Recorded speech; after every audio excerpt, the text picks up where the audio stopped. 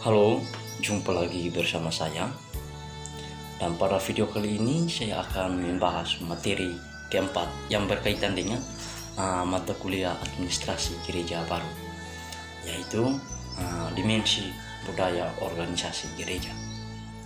Nah, ketika kita berbicara tentang budaya organisasi, maka yang pertama muncul dalam pikiran kita adalah sebagai sebuah wadah yang didasarkan pada persatuan dan kesatuan untuk mencapai sebuah visi dan misi dalam tujuan bersama.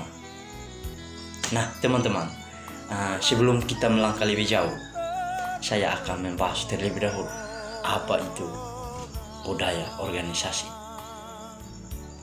Budaya organisasi ini merupakan suatu karakteristik yang berada dalam sebuah organisasi tertentu dan menjadi sebuah pedoman yang kuat bagi organisasi tersebut.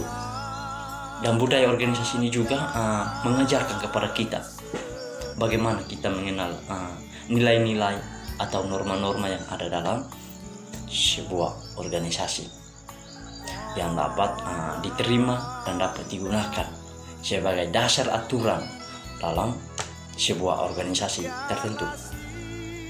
Oleh karena itu, budaya organisasi ini sangat penting sekali dalam suatu organisasi. Kenapa?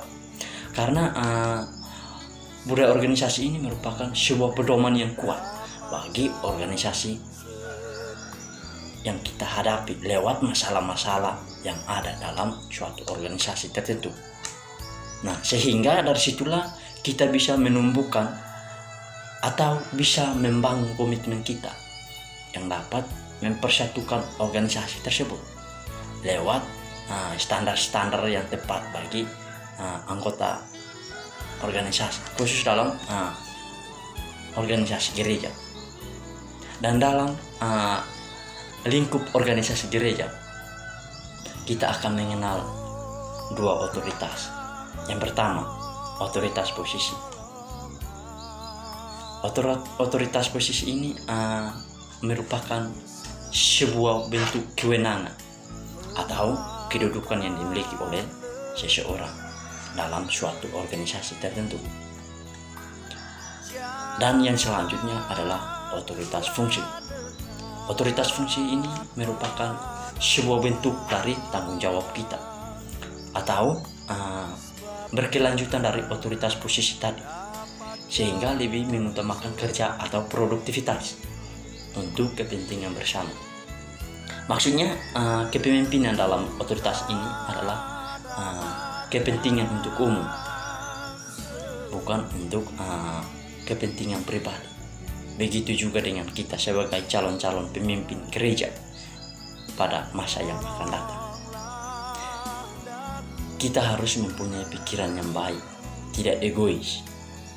Maksudnya tidak mementingkan keuntungan untuk diri kita sendiri, tetapi lebih kepada jemaat-jemaat yang kita pimpin. Dan dari sebuah organisasi lebih memperhatikan atau anggota-anggota tertentu daripada yang lain.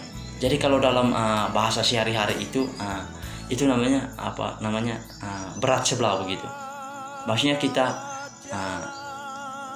kalau kita sebagai seorang pendeta atau seorang pemimpin, kita harus ketika menghadapi masalah itu kita harus memposisikan diri di tengah.